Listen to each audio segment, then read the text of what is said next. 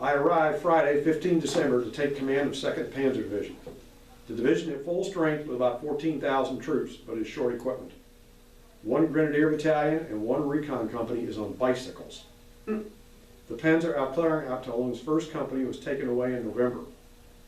20% of armored vehicles are to be held as a reserve. Those in for short-term repair can be counted in the reserve. 5th Panzer Army order is required for their release. OB West gives the order to start the attack. The objective is the encirclement of the 21st English Army Group and the 9th and 1st American Armies by a quick assault on Antwerp, and to destroy them in cooperation with our forces attacking south from Holland. 2nd Panzer Division is assigned to 47th Panzer Corps, 5th Panzer Army. 2nd Panzer Division's primary mission is to go west as quickly as possible. After breaking through enemy lines, move forward on a broad front using all trails to circumvent enemy resistance and avoid larger villages. The Corps boundaries are only binding for supply and support units, not limits for the spearheads. The secondary mission is to assist Panzer Division in seizing Bastogne if resistance is light. 26th Volksgrenadier Division will take Bastogne if resistance is strong. The Ore River crossing is found to be blocked by a locked concrete gate in the west wall. Without the keys, it has to be blown up, and that has to wait until the artillery barrage starts at 0530 hours, 10 hours away. I asked for and get permission to send grenadiers across the Ore in rafts to attack Marnock. There's heavy fighting at Marnock, but the first attack is turned back. The 304th Panzer Grenadier Regiment commander is killed in the fighting. Part of the Grenadiers bypass Marnock and head for the rear of the enemy front line defenses at Clairvaux. 10.5 hours behind schedule, the bridge is completed. The Voraus Abteilung finds the road blocked by trees cut down by our forces during the September retreat. The small SPWs quickly negotiate the obstacles, but the tanks cannot. Under artificial moonlight, the SPWs charge into Marnock with all weapons firing and take the town, but suffer heavy losses.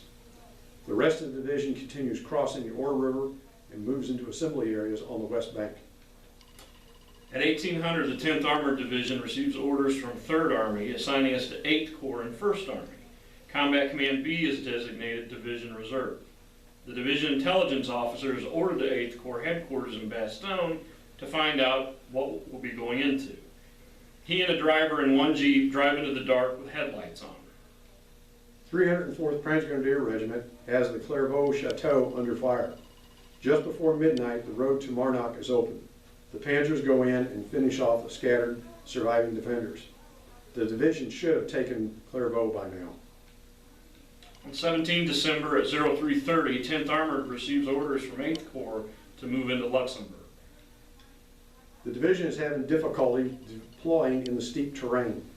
The enemy uses his forces skillfully, and new troops appear as we destroy existing ones. Grenadiers and tanks are inside Clairvaux. 1320, Combat Command B, 10th Armored leaves Remeling, France area. The Division Intelligence Officer has returned without clear information on the situation. 2nd Panzer Division troops have reached the west end of Clairvaux. I order a Panzer Grenadier Battalion to remain and finish clearing the town while the division moves on. At 2155, Combat Command B, 10th Armored arrives in the designated assembly area near Merle and Strassen, Luxembourg. 2nd Panzer Division is through the enemy front line infantry division. We are 32 hours behind schedule. This has to be expected in combat. No plane survives contact with the enemy. Now we make up time. 2nd Panzer Abteilung leads the advance west with 3rd Panzer Regiment 4 to 5 miles back. The Panzers are to immediately attack any U.S. units encountered to maintain the division's movement. At 0930, Combat Command B of the 10th Armored receives orders to report to 8th Corps headquarters in Bastogne. Recon detects enemy infantry, tanks, and self-propelled artillery on the Antonius Hef crossroads atop a ridge. The enemy force is too strong for the recon troops to overcome, so part of the unit bypassed the position and heads for Tiche, only to be stopped at Doningen. Get that right yet? Combat Command B leaves the Merle-Strassen assembly area for Bastogne. At Arlon, Troop D, the 90th Mechanized Cavalry, joins CCB. The enemy is destroyed at Antoniushof and the division is moving west. 47th Panzer Corps reports the 82nd and 101st Airborne Divisions are moving to the Ardennes. Recon detects enemy infantry and tanks east of Fetiche. The Panzers arrive and rake the enemy position with fire, eliminating the roadblock. Team de Sobry, Combat Command B of the 10th Armored Division, arrives in Bastogne. The Combat Command B commander, Colonel Roberts, tells Major de Sobry to hold Noville on the Bastogne-Houffalize highway. The cavalry and INR platoon are sent ahead to reconnoiter the town. An hour later, the team's main body moves out with the armored infantry riding on the rear deck of the tanks, since contact with the Germans is expected. After pushing through clumps of stragglers and vehicles fleeing the German advance, the team arrives at Noville. In darkness, forces are positioned facing northwest, northeast, southwest, with roadblocks placed 100 yards out on the Noville, Houffalize, and Bourset roads. The engineers dig holes for mines at all three major roadblocks, but the flow of stragglers prevents them placing these mines. 2nd Panzer Division turns north on the road to Bercy. A small force is sent the mile to Longueville to test U.S. defenses and discourage any advance against my flank. In front of Longueville, enemy self-propelled artillery is encountered and after a short fight, forced to withdraw. The 8th Corps commander orders investigation of Houffalize, and the cavalry platoon sends a mounted patrol, but no Germans are encountered. At 0300, an armored infantry platoon of 14 men and 1 officer from Combat Command Reserve 9th Armored Division comes through the Bourset roadblock and joins the defense in Noville. The lieutenant in command reports retreating ahead of and watching a column of German tanks and infantry. At 0430, the flow of stragglers on the Bourset road stops. 2nd Panzer Artillerie reaches Bercy. Along the way, numbers of U.S. troops with broken units are captured. At 0530, the Bourset roadblock sentry hears vehicles approaching. Halt is yelled 4 times before the lead of 5 to 8 vehicles starts to stop. Then German is heard. Grenades are thrown at the lead vehicle and screams follow the explosions. Troops are heard dismounting, followed by automatic weapons fire and grenades. An exchange of fire continues for about 20 minutes, then the sentry and the Germans withdraw. 2nd Panzer Artillerien's report of engaging dug-in infantry and tanks near Noville indicates a strong defense. I persuade Corps to allow me to swing north and attack Noville from several directions. Engine and track noise can be heard moving from east to the north. At 0630, the Houffalize roadblock sentry yells halt and fires his BAR over an approaching tank. The sentry hears the tank crew talking with what sounds like English when machine gun fire suddenly rakes the embankment around him. Everybody opens fire. Someone yells, "Cease fire, they're friendly troops," and all firing stops. An M4 fires one 75mm shell and almost blows the sentry out of his foxhole.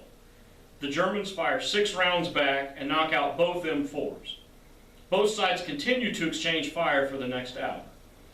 At 0730, fog starts forming as it gets light, limiting visibility to less than 100 yards. All 3 roadblocks pull back to Noville. An enemy unit ran into the division column in Hardigny. Several SPWs were hit before Panzers shot up the Americans. This explains the intermittent firing being heard from the direction of Allenborn. Until this encounter, only demoralized individuals and small groups, including some senior officers, had been captured on the march. Bypassed determined enemy units delay the advance.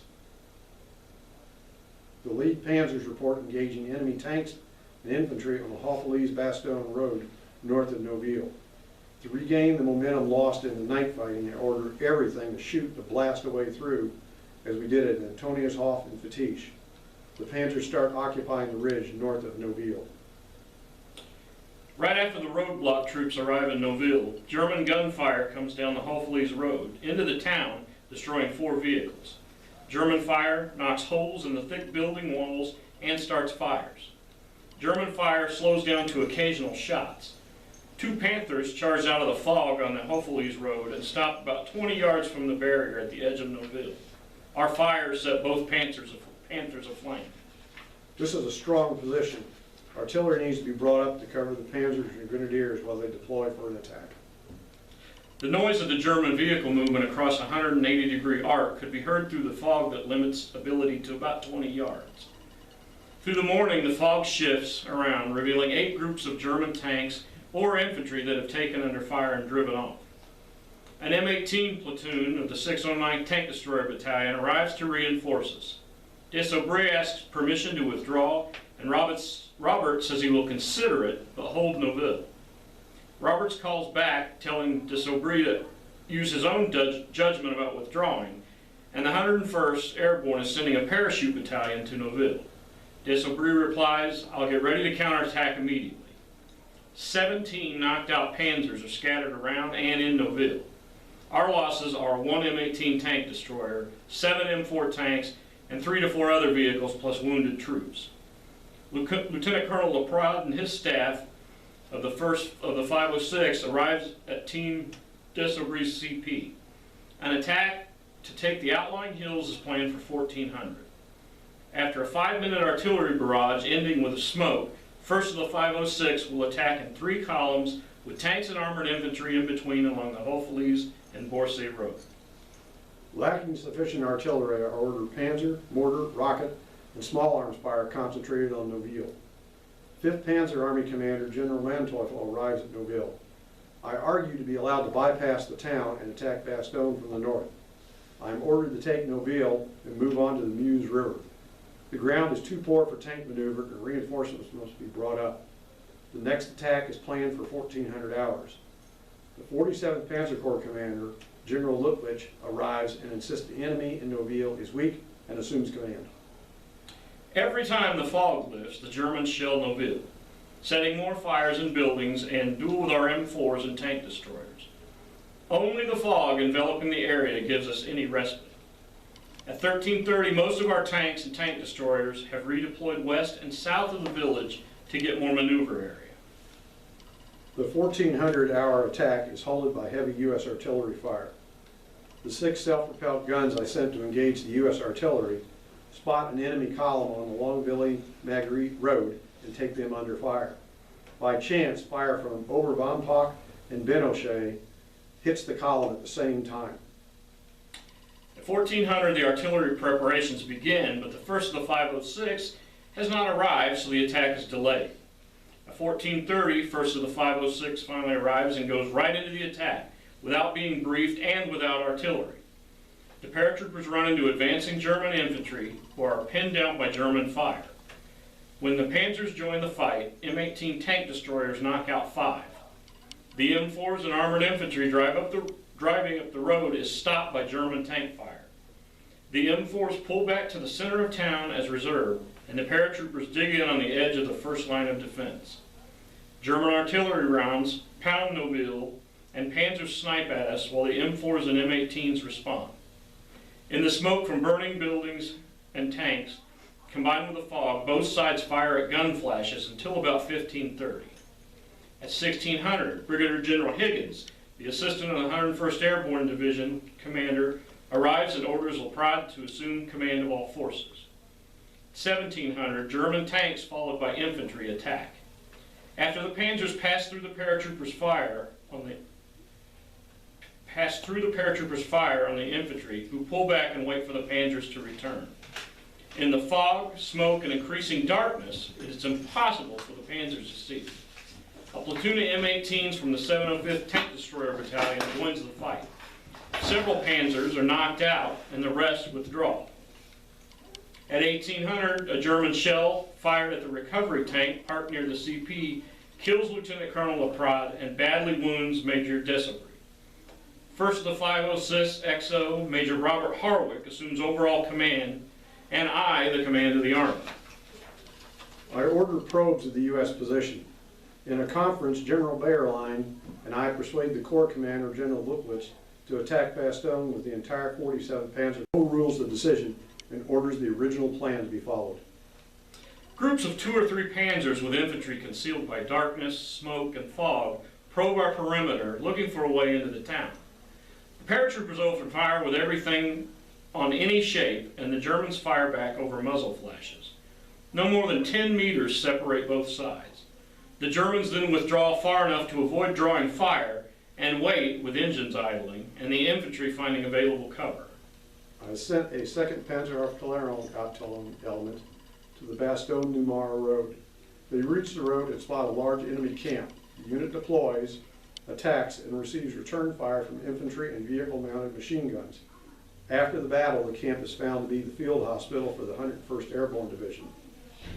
A patrol reaches Spearhead south of Earthyville, only to have the bridge over the Earth River tributary blown in their face. The division has to break through Noville or retrace its steps to take another route. The division's entire artillery complement is moving into position to support the attack on Noville at dawn 20 December. The panzers are in poor repair after the long, rough march, and a goodly number are damaged by hits. The Grenadiers have to carry the battle supported by small groups of tanks. The 304th Panzer Grenadier Regiment will occupy the high ground west, north, and east of Foy for a dawn attack. Taking Foy will cut off Noville. At 0530, German artillery starts firing on Noville. Many troops move into basements and listen for it to let up so they can reoccupy their positions to confront the expected enemy attack. While our artillery hits Noville, the Panzers and Grenadiers start moving in on 3 sides. Our artillery fires a protective curtain around the town for about an hour. After 2 hours, enemy artillery lightens and the paratroopers head back to their positions. 2 panzers come charging into town on the Hofelies Road, firing, and they stop next to the first building. A bazooka shot sets one on fire, and an M4 gets the other. Other panzers hidden in the fog fire a few rounds into the village, and then they withdraw. The Germans now attack from the west, northwest, and north in small groups of panzers and infantry. Artillery, small arms, and nearly the last M4's AP rounds turn back these Germans. The M4s start firing when out of armor-piercing rounds, and 6 panzers charge forward. The M18 tank destroyers from the 705th Tank Destroyer Battalion maneuver into firing position just in time to turn back the other panzers. Panzers and Grenadiers attack Foy from the northeast and northwest, forcing the defenders to withdraw to the high ground south of the town. Noville is now surrounded. So not having any contact with Combat Command B for about 12 hours, I send First Lieutenant Jacobs to Foy to contact the 506 to relay to Combat Command B the situation and request to be withdrawn or reinforced. A panzer charges into the center of town and stops beside my CP. As the M4's fire ricochets off, the Panther backs up to escape and runs into a wrecked Jeep in a half-track and is stuck and the crew bails out. The fog is just high enough that panzers could be seen forming up on the hill crest, then move to Noville with infantry following. The paratroopers hold their fire as the panzers pass through. The M4s and the M18s hidden in the town engage the panzers, then the paratroopers fire on the infantry as our artillery zeroes in. The Germans withdraw and the artillery begins a light barrage. The fog now drops, blocking all vision to the south. A patrol reports Foy is occupied by the Germans. Noville is surrounded. I radioed Combat Command B that all reserves committed to the situation. It's critical. Major Harwick is told that the 506 will attack Foy to distract the Germans while we evacuate Noville and set up a defensive position on the high ground south of Foy. The fog suddenly develops and mixes with the smoke to blanket the town and the surrounding area to cover our withdrawal. C of the 506 on the south side of town starts for Foy. 10 minutes later, the column starts for Bastogne. After the column moved far enough, A of the 506 climbs on the M18s and exits the town and stops, waiting for the fuse to be lit to destroy the ammo dump and then join the rear of the column. The convoy stops and heavy small arms fire starts, and I dismounted to go up to the front of the convoy to find out what was going on. At the tanks, I meet Major Duncan and learn fire from the house is holding us up. I ordered the lead M4 forward to shell the enemy. The crew says they're out of 75 ammo, so I go to the second tank and get the same answer. Then I go looking for the tank company commander. Major Duncan gets both tanks to rake the buildings with machine gun fire, and after setting several afire, pull back. B of the 506 now informs us that there are panzers off to our left. Major Duncan orders both M4s forward again to get the convoy moving. German fire from the north and east sets the first M4 afire, and the second's driver is incapacitated. I reach Captain Schultz in the 5th M4 and tell him to move the column forward. Schultz dismounted, takes command of the 3rd M4 and orders the driver to move out. The 3rd M4 moves between the two knocked out tanks and drives into Foy. The driver of the 5th M4 dismounts, climbs into the 2nd M4, drives around the burning 1st M4, headed toward Foy, only to be hit and it went up in flames. So by now everybody but the drivers have dismounted, are in the roadside ditches. The entire convoy is now taking small arms, mortar, and gunfire from the east. The armored infantry return heavy fire to the east in response. I call forward an M18 to deal with the Germans. As the M18 nears, the 4th M4 backs up. The M18 quickly stops and backs up to avoid a collision and runs over Major Duncan's peep in the process. The 4th M4 stops, then starts for Foy, only to be hit, and it exploded, blowing off the turret. The turret flies 40 feet up and lands upside down in the middle of the road, blocking it. A group of paratroopers climb onto the 5th M4 when no one from Combat Command B can be found to operate it. I take 15 to 20 paratroopers to the right, west, to clear a route for the convoy. The fog is so thick we found ourselves on the west side of Foy, turned around and heading back toward the column. We meet a group of paratroopers coming in from the south, and I ask, has the armor gone through? And I'm told yes. I borrow a peep and head to Bastogne to report to Combat Command B's command post. As I reach Bastogne, I see Captain Waddle and learn that the column has indeed not passed through Foy. Using Waddle's radio, I tell the convoy to get off the road and to the right and move on. About the same time, Captain Billet's patrol reaches Foy and radios that the convoy to come around the right. During the two radio messages, Major Duncan and 2nd Lieutenant Oxford are on the ground getting the convoy moving off the right side of the road. I report to Colonel Roberts the convoy is on the way and recommend Team Desaubry be brought into Bastogne instead of setting up a defense position south of Foy because of the heavy losses suffered. Roberts agrees. The 3 rearguard M18s move toward the front of the column and the 4th joins up. All 4 head out into the field for the west side of Foy. A jeep, the 5th M4, dismounted paratroopers, armored infantry, and other vehicles start following. 3 of the 506 is informed the convoy is skirting Foy to the west instead of coming through the town. 3 of the 506 initiates an attack to cover the withdrawal. Near Foy, the ground is soft and some of the trucks start to mire. To reduce the weight, everybody except the wounded are ordered to dismount. The 5th tank is used to pull some out. Winches are used to get others out, and the paratroopers push others along. At 1700, the Noville survivors are inside friendly lines. The convoy reforms on the road, then moves off for Luxeury. The 4 M18s stay with the 3rd of the 506. After arriving in the ruins of Noville, I try once more to get permission to attack Bastogne. I radio 47th Panzer Corps. I propose to drive south in pursuit of the enemy and capture Bastogne, and I'm told, forget Bastogne and head for the Meuse. 2nd Panzer Division is 53 hours behind schedule. We should be across the Meuse and on the way to Antwerp.